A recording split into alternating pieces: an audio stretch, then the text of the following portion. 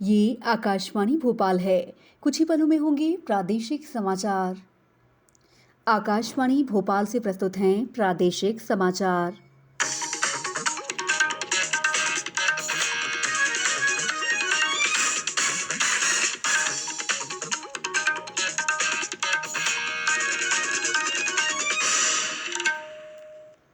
नमस्कार, समाचारों के साथ मैं दीपा सिंह। पहले एक अपील। प्रदेश में कोरोना लॉकडाउन में लगातार राहत दी जा रही है। ऐसे में आपसे अपील है कि कोविड महामारी के प्रति कोई भी लापरवाही ना बरतें। जब तक आवश्यक ना हो घर से बाहर ना निकलें और इन आसान उपायों का पालन कर सुरक्षित रहें। मास्क लगाएं, 2 गज की सुरक्षित दूरी बनाए रखें, बार बार हाथ धोने और साफ सफाई का ध्यान रखें और टीका अवश्य लगवाएं। लोगों को कोविड से संबंधित जानकारी देने और उनके मार्गदर्शन के लिए राष्ट्रीय हेल्पलाइन कार्यरत है। इसका नंबर है 01123978046 और 1075। अब प्रस्तुत हैं समाचार। प्रधानमंत्री नरेंद्र मोदी ने कहा है कि भारत महामारी के बीच दक्ष और अनुकूलनशील बना हुआ है। उन्होंने कहा कि भारत ने इस अवधि के दौरान खनन, अंतरिक्ष, बैंकिंग, परमाणु ऊर्जा और अन्य क्षेत्रों में बड़े सुधार लागू किए हैं। प्रधानमंत्री ने कल विवा टेक में मुख्य भाषण में कहा कि भारत में वो सब कुछ है जिसकी अन्वेषकों और निवेशकों को आवश्यकता है। उन्होंने विश्व को 5 स्तंभों प्रतिभा, बाजार, पूंजी, पारिस्थितिकी और उदारता की संस्कृति के आधार पर भारत में निवेश के लिए आमंत्रित किया। प्रधानमंत्री ने कहा कि भारत विश्व के सबसे बड़े स्टार्टअप क्षेत्र के रूप में उभरा है।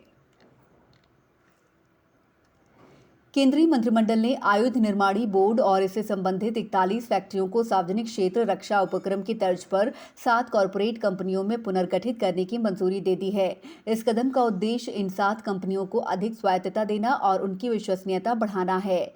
आयुध निर्माणी बोर्ड का वार्षिक टर्नओवर लगभग 19,000 करोड़ रुपए है।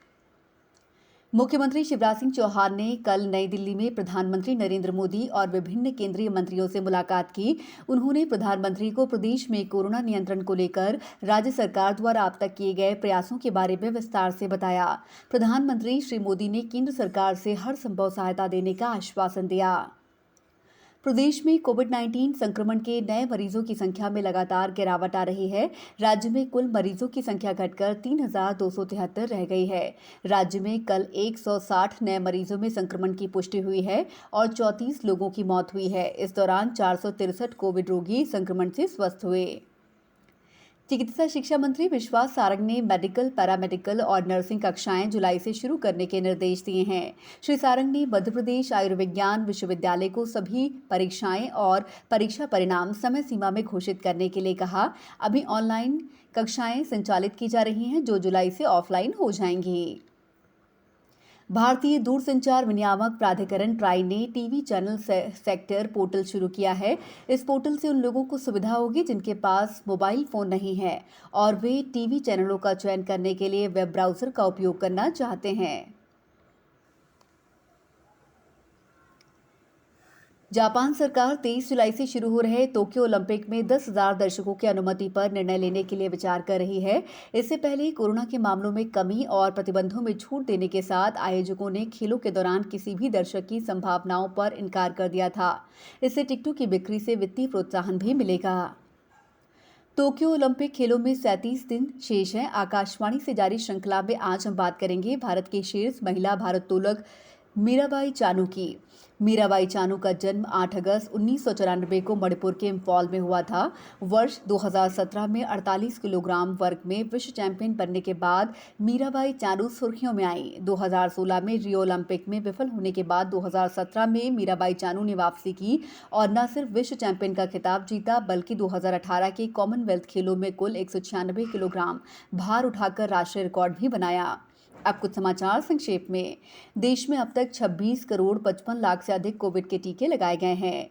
अंतर्राष्ट्रीय योग दिवस 21 जून 2021 को मनाया जाएगा। इस वर्ष की थीम है स्वस्थ रहने के लिए योग। बुलेटिन के अंत में आप सभी से एक अपील, मास्क और 2 गज की दूरी, हाथ धोना भी है जरूरी। नमस्कार।